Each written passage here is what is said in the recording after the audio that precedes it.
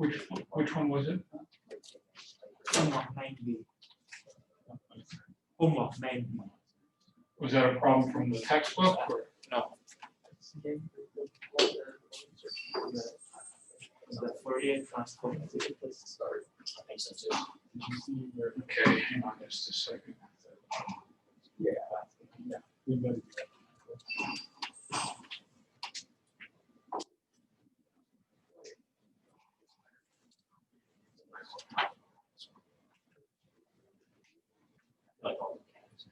So homework 9B, and then S11 or S13.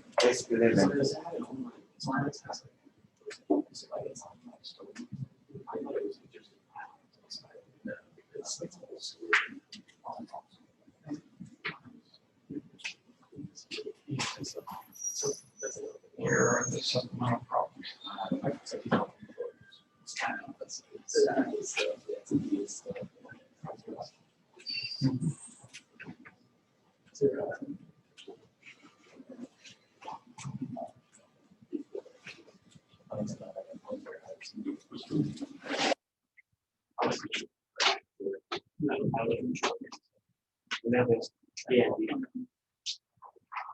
A and B, B and B. B and B and what? B. B and B.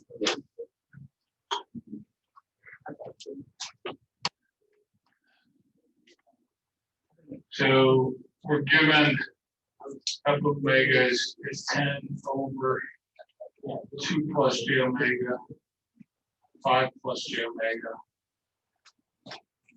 And we want to find, I'm going to give it a new name, g of t is f of 2t minus 1. Okay. So you can do this either of two ways. You can find f of t, and then just do the substitution. Is that how you did it? Yes. Okay, or you could find, or you could do it by using properties. But here, from partial fraction expansion, let g omega be minus 2, and so we get what, 10/3? Yes. And then here let g omega be minus 5, we get minus 10/3. And so f of t would be 10/3 e to the minus 2t u of t. Yes. Minus 10/3 e to the minus 5t u of t. Okay, so g of t would be 10/3 e to the minus 2t minus 1, u of 2t minus 1, minus 10/3 e to the minus 5, 2t minus 1, u of 2t minus 1.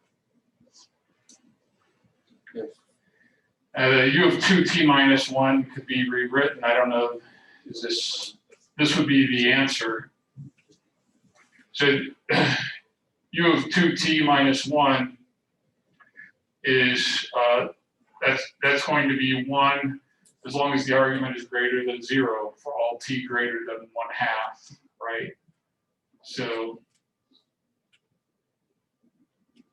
u of 2t minus 1 is going to look like that. That's the same as u of t minus 1/2. Yes.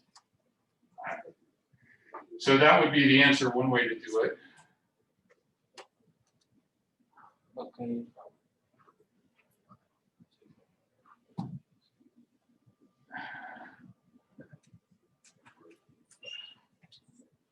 Questions about that, or B. and then D?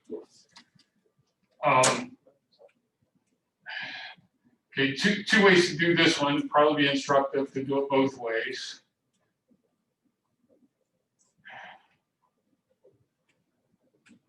That implies that g of omega is by the derivative property j omega f omega.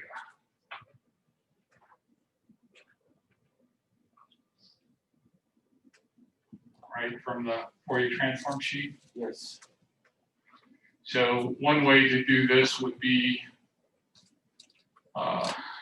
10 j omega, 2 plus j omega, 5 plus j omega, and then just do a partial fraction expansion on this. So cover up, let j omega be -2. We're going to have minus 20/3. And let j omega be -5. We're going to have minus plus 50/3. Would be -50 divided by. Is that okay?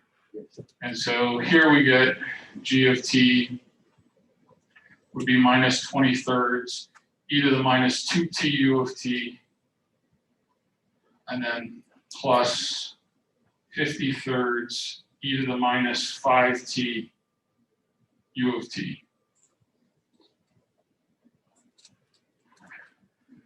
The other way to do it would be just take the derivative of this.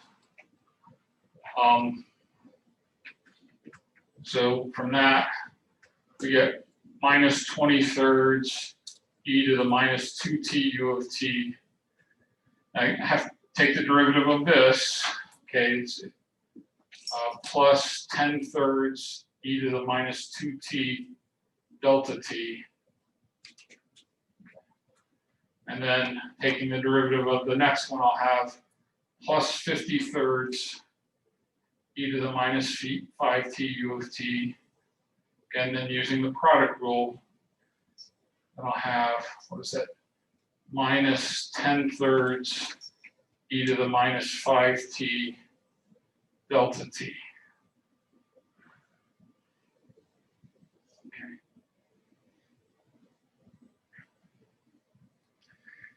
Now, this particular problem, you're going to use the multiplication property of the impulse. Anytime you have delta t times a function of time, you evaluate the function of time at the location of the impulse.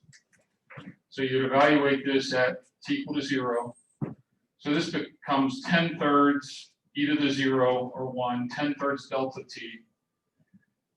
Similarly, this is going to become minus 10/3 delta t. So they're going to cancel each other, and you're just left with that, which should be the same as that.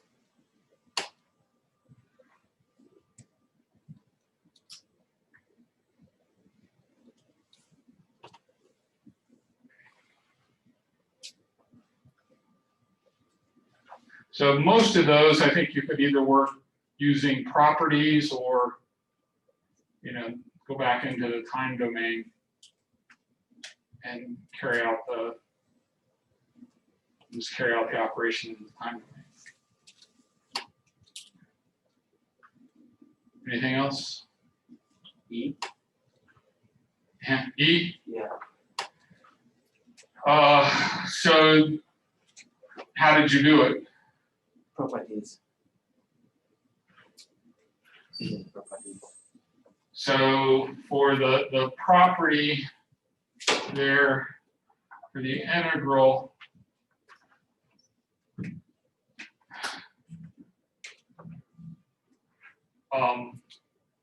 it's 1 over j omega, f of omega, right? Yes. And then there's another term. You have the transfer. Plus f of 0 plus f of 0. Then the impulse at omega. Is this capital F of 0? Capital F. Capital F. Okay, so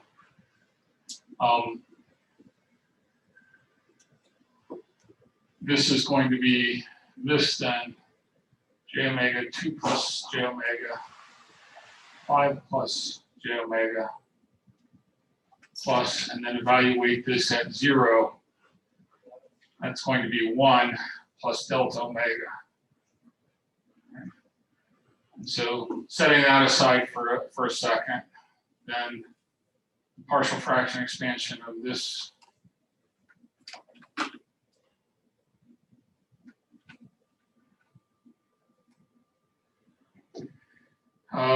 So this is going to be 1, and let j omega be minus 2. We're going to have 10 over minus 2 times 3 minus 10/6, 5/3. Let j omega be minus 5. We have minus 2 divided by minus 3 plus 2/3. I did that right? Yes. And then plus delta omega. Okay, and then I think the 1 over j omega plus delta omega, that comes back as u of t. Yeah. We're missing a pi up there. There's a pi here, Yes. so pi here and a pi here, Yes. but this still comes back as Yeah. u of t. Yes. So g of t would be u of t minus 10/6 e to the minus 2t u of t plus 2/3 e to the minus 5t u of t.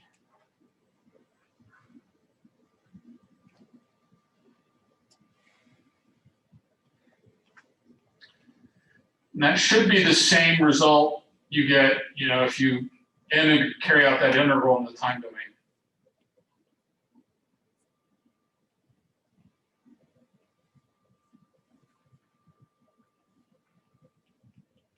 Or we could take the derivative of this and verify that we get f of t back.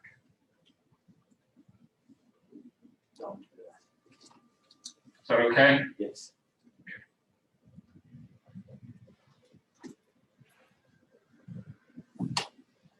Anything else?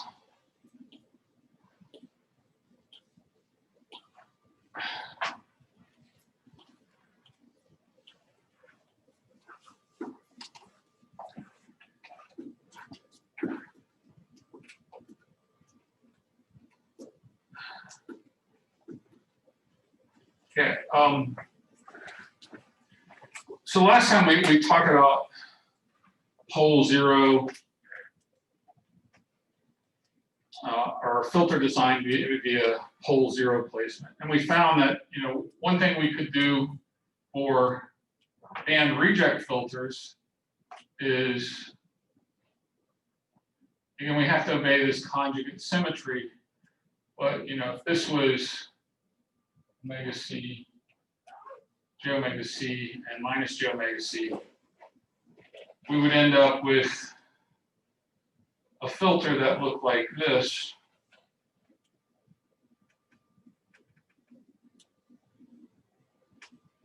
Which had a 0 at omega c. And by moving the pole closer to the axis, we could get a sharper null there. Or moving it farther away, we could get a broader null. But the main point was looking at this kind of geometrically and thinking about, it's a ratio of the distance to the 0 to the distance to the pole. And if those are close together like that, as I get far away from the pole 0 pair, and I get a ratio of 1. So it gives me a response, something like that. Okay, so if we start thinking about, well, what can I do to get a low pass filter?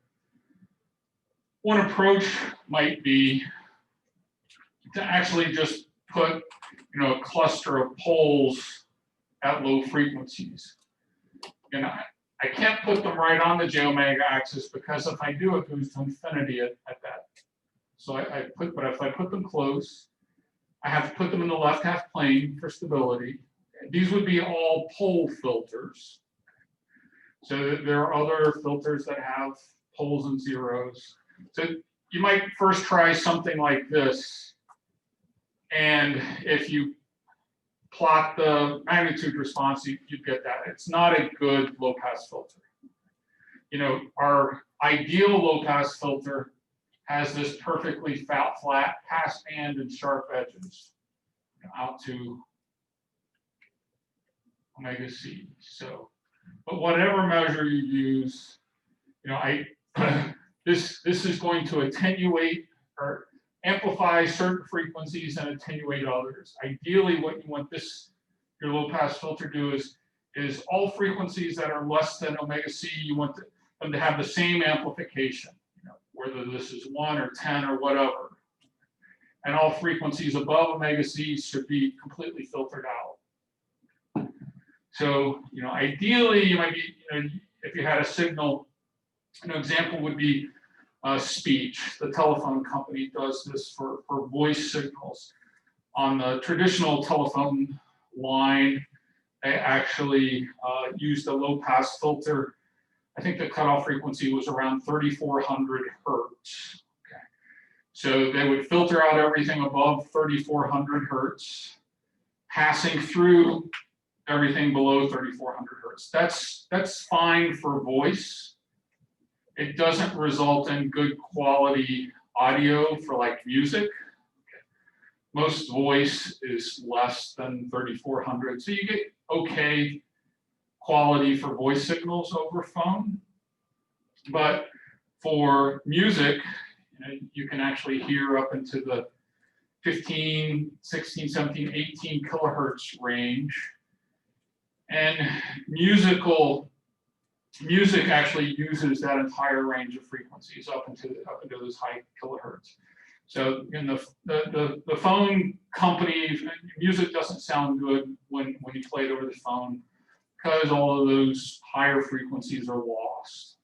You can still understand it, recognize it, but it doesn't sound as good.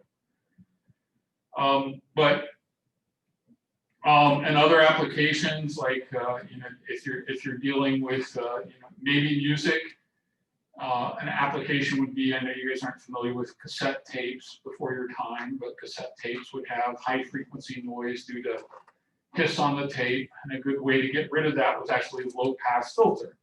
But there, since you're playing music, you'd want to pass through everything that's below maybe 15, 16 kilohertz and then filter out everything above that to try and eliminate some of the noise. Again, ideally, you would have this perfectly flat pass band. Okay. This arrangement doesn't do that. Okay. And you could get the actual, each of these poles is at minus alpha plus j omega c. This is at minus alpha plus j omega c over 2. This is at minus alpha. So you could construct just from the pole zero diagram the frequency response for that particular filter. It would be 1 over j omega minus alpha, and then the one that's at plus j omega c would be that.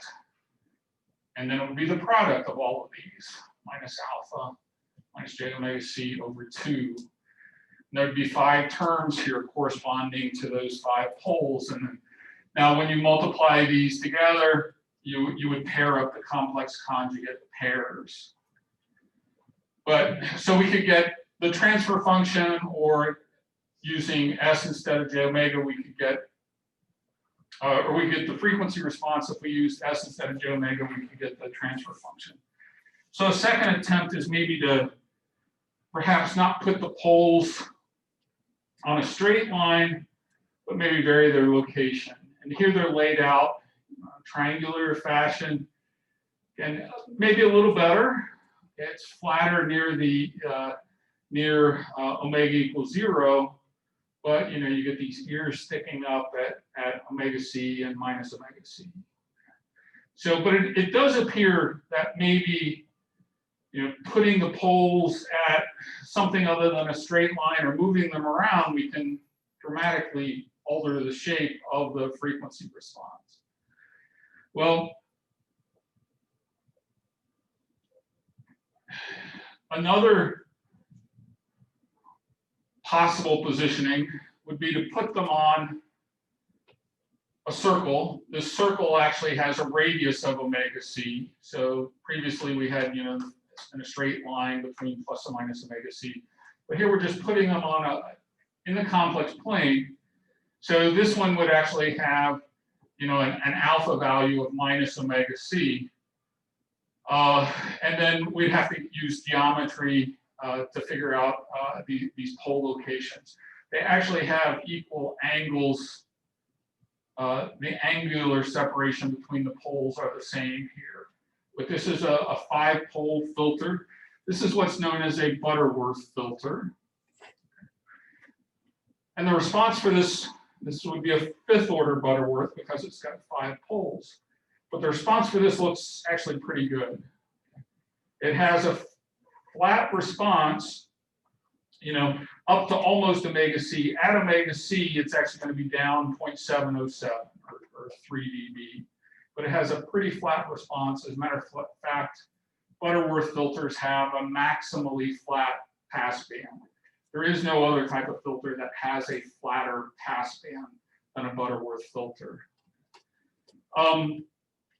So this appears to work, and this is actually fairly general, okay, to get an arbitrary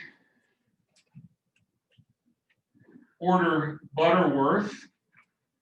The technique you can use is you scatter, if you want a 6th order Butterworth. A Butterworth is an all-pole filter, so no zeros, but just all poles, so just denominator terms. But if we want a 6-pole Butterworth filter, we actually put 12 poles around the unit circle, but a circle with a radius of omega c. If we want a Butterworth filter that has a cutoff frequency of omega c. So 12 poles divided into 360, they should be 30 degrees apart. And when n is even, they should be symmetric around the negative axis. So this pole is going to be 15 degrees above, this one's going to be 15 degrees below, but then they're 30 degrees apart after that. Actually, we completely ignore then the right-hand poles. Remember, we started with 12, we're going to keep 6. We keep the 6 in the left half plane for stability. So this is just the design procedure for coming up with a 6th order Butterworth filter. Scatter 12 poles around the circle, equally spaced, but then throw the 6 in the right half plane away. It gives you this maximally flat 6th order Butterworth filter. The technique's a little bit different when n is odd. The spacing is the same. It's still 360 divided by 2n, or 180 divided by n. But now you put one pole on the negative real axis. And that's kind of required because we have to maintain this conjugate symmetry, right? So with 7 poles, we know one is going to be on the negative real axis, and then the others are going to be in complex conjugate pairs. When you're dealing with an even order Butterworth filter, you know, all the poles are going to be in complex conjugate pairs. So that's required. Now,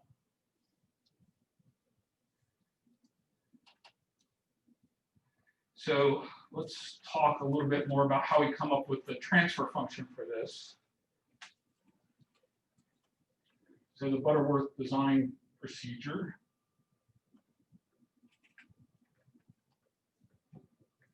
And we'll allow an arbitrary multiplicative constant in our numerator.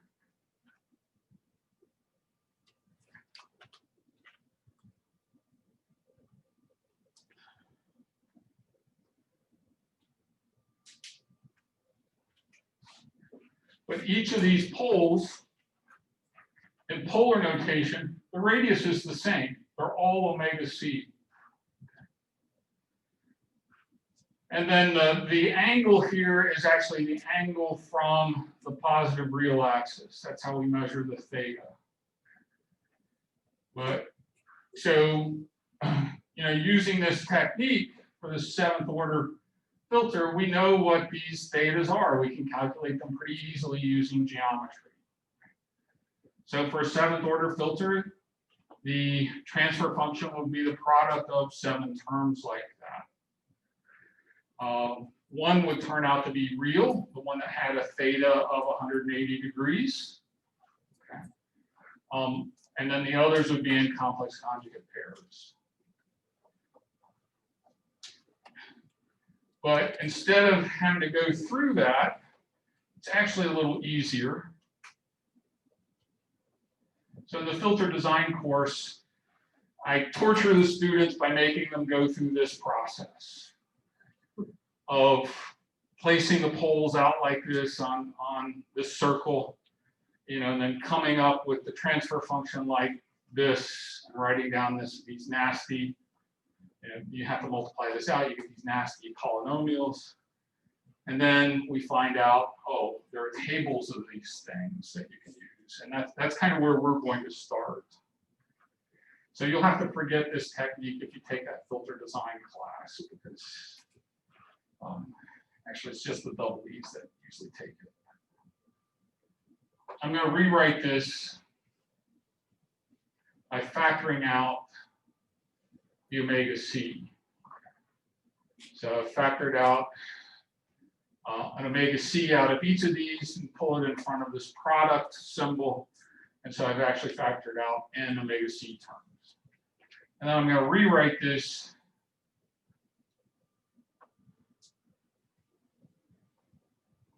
using a new variable.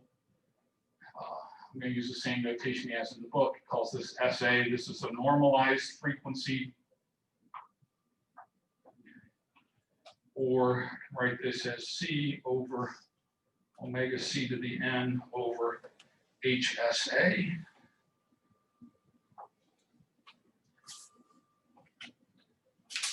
Where HSA is just this.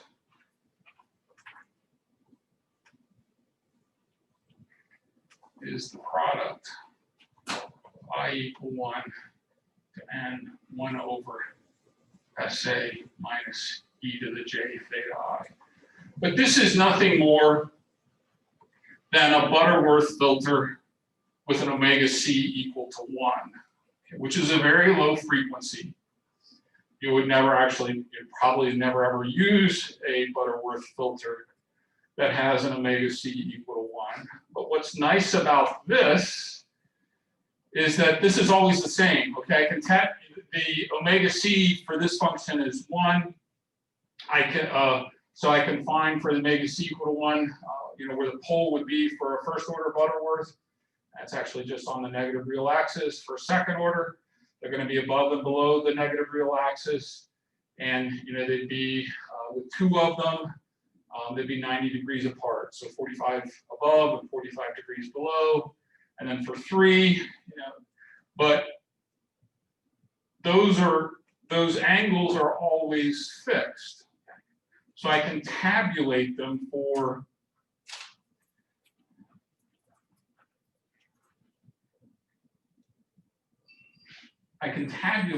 that normalized filter. Right, I mentioned for a second order Butterworth, what we would have for the normalized case, this is a unit circle now.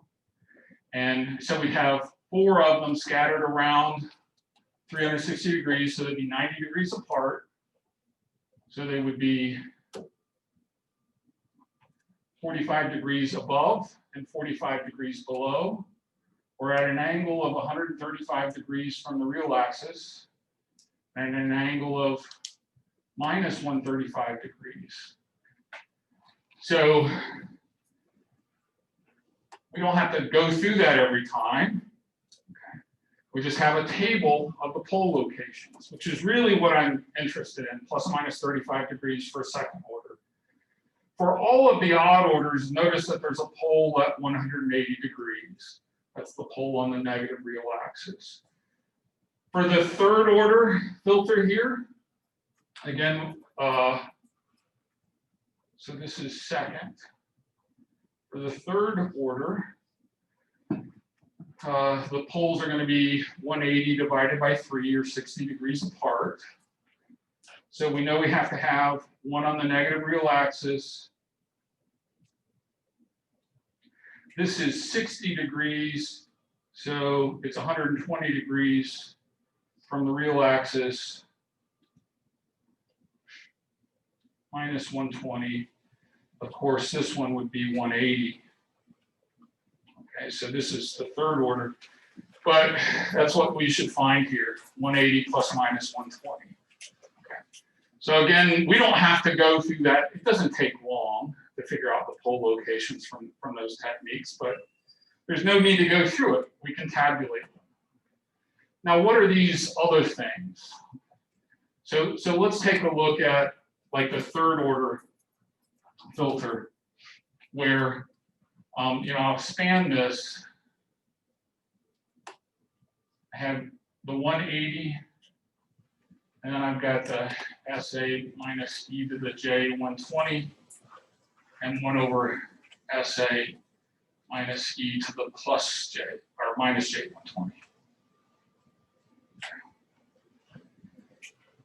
So that's directly from the table. I could get those angles, okay, for the third order. For the fourth order, I'm going to have 4 terms like that. For the fifth order, to have 5 terms. Okay, it gets pretty nasty, but actually there's a simplification that takes place also almost immediately. This is actually e to the j 180 minus 1. So this immediately becomes SA minus a minus 1 or SA plus 1. All of the others I'm going to group in complex conjugate pairs. They will always occur in pairs. Plus or minus 120, plus or minus 112, plus or minus. The odd ones just have the single order term at 180, but all the others are always in complex conjugate pairs. But let's look at what happens when I multiply a complex conjugate pair together. So I get SA squared, and then I'm going to get, well, I'll write it out. I get e to the minus j 120 plus e to the plus j 120 SA, and then I'm going to get minus e to the j 120 times a minus e to the negative j 120. That's going to give me a plus e to the 0. Those last 2 terms, they're points on the unit circle, but they have equal and opposite angles. So I multiply e to the j 120 times e to the minus j 120. Just add the exponents, I get e to the 0. Now, do you recognize this? E to the minus j theta plus e to the plus j theta. That's 2 cosine. So this becomes actually SA squared minus 2 cosine of 120 SA plus 1. Notice that this polynomial has real coefficients. There are no j's floating around here. And that's why we would always group them in these complex conjugate pairs. When you reform the polynomial, it will have only real coefficients. So what's cosine of 120? Is that minus a half? Stick that on your calculator. I think that's minus a half. So this actually becomes, it simplifies even more, SA squared plus SA plus 1. So for the third order Butterworth filter, it has this transfer function. HSA is 1 over SA plus 1 and 1 over SA squared plus SA plus 1. Now, I could multiply those together again to get that would give me a third order polynomial for a third order Butterworth. Now, this is actually, if I multiply those out, this is, what have they got here? This is that denominator polynomial. It's 1 plus A1 plus 2s plus 2s squared plus s cubed, according to that. They're giving me the coefficients of this when I multiply those two together. I think that's right, what it should be. And that normally you would never do that. What we could do is start from the polynomial coefficients and find the roots, but we don't need to do that. We already know the roots. Okay? We've got the pole locations. So in my opinion, all this stuff is useless. Because typically what we want to do for the design step is actually factor in the first and second order terms, because there are op-amp circuits that I can look up to implement a second order design, and op-amp circuits I can look up to do a first order design. Now I'm not done. This is a normalized transfer function that would have a cutoff frequency of 1. I need to denormalize it. Actually, here I went from the low pass filter to get this HSA. I need to go the other way to get my actual low pass transfer function. The denormalization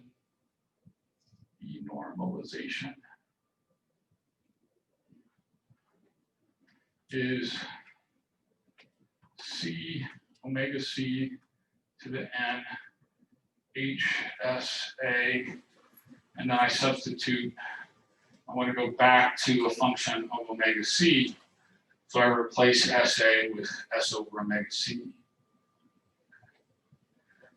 So this is my normalized low pass, which I can get from a table, up to, this table goes up to 10th order. It's easy if you want to go beyond that. So this now becomes C omega C to the N. And then I'll have 1 over S omega C plus 1 over S omega C squared plus S over omega C plus 1. And typically, now I would write this, in our standard form, where the coefficient of my leading S term is 1. In order to do that, I need to multiply this by omega C. My N here is 3, right? I'm working with a third order. So I'll take one of these 3 omega C's and multiply it here. I'll take the other 2 and multiply it there. And so I get this 1 over S plus omega C, 1 over S squared plus omega CS plus omega C squared. So this would be a third order Butterworth for an arbitrary omega C. Now there's usually one other step here. It's if you let S or J omega be 0, the gain of this thing at 0 would be C over, capital C over omega C squared. So typically we want that gain to be 1, or perhaps 5 or 10 or something like that. I'm going to let C equal omega C cubed so that at 0, the gain of my low pass filter is 1. Okay. So my final transfer function is, again, I'll put 1 omega C here, S plus omega C, and then omega C squared here over S squared plus omega C S plus omega C squared would be, now at this point, this is a third order Butterworth for an arbitrary omega C. Someone give me a value for omega C. So pick a frequency in hertz in the audio range, something between maybe 500 hertz and 12,000 hertz. 10,000, okay. So omega C would be, so FC would be 10,000 hertz. Omega C would be 20,000 pi radians per second. So let's plot this. We'll plot the magnitude response. So it's actually a little easier to work with S. We'll do this a couple different ways to see if it looks like a reasonable low-pass filter. So that would verify that we've got a good transfer function. The next step would actually, how do we implement this in a circuit? That's the rest of the design. So there's two steps to design. First, come up with the transfer function. And the next step is to come up with the circuit that implements those transfer functions. We've looked at some first order low pass filters. We did that, I think, last week with looking at some op-amp circuits to do first order low pass and first order high pass. We haven't looked at any second order low pass implementations. He's got one in your textbook, a particular op-amp circuit that's a second order implementation. But I'll show you how to plot that. It's really easy. It's easy enough that you could actually do this on your calculator. I know because I've done it on my calculator. Now, what I'm going to do is I like to put everything into a script so that I can save it. So I'm going to create a new file.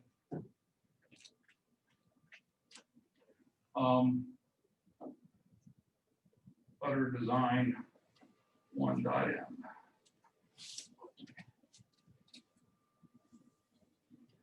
And then we'll put in omega C is 20,000 times. You guys see that?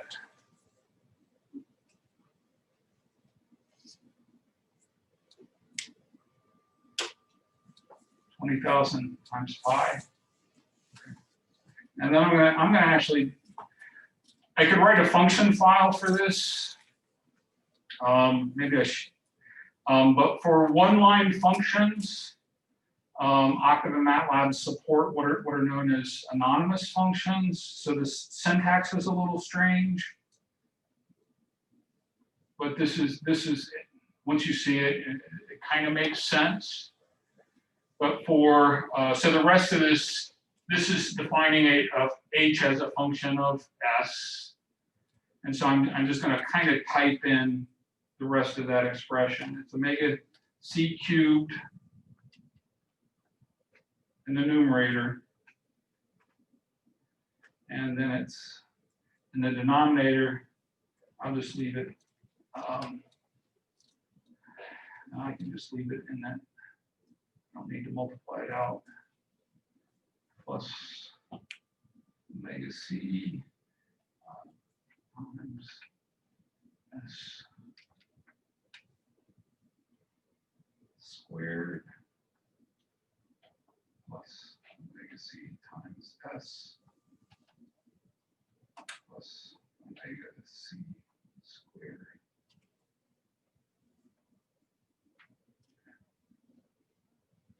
And now I want to define a frequency range over which to plot this. We've been looking at these two-sided plots that go plus and minus. So I'll define a frequency vector. Let's do it in hertz because we specified our cutoff frequency as being 10,000. So I'm going to go from minus 15,000 in 100 hertz increments up to 15,000 for my frequency. So I really don't have to do anything other than plot this versus I want the absolute value of my frequency response, right? That's my magnitude response. If I evaluate my frequency response, it's this complex function. So H at J times normally be omega, but 2 times pi times F. Let's see what that does. First try, which almost never happens. Okay. Put a grid on it.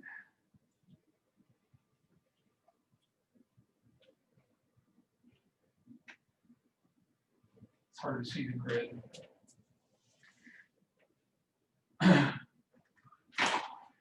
Okay, so here's the cutoff frequency here at 10,000. This should be 0.707, the 3 dB frequency. Okay.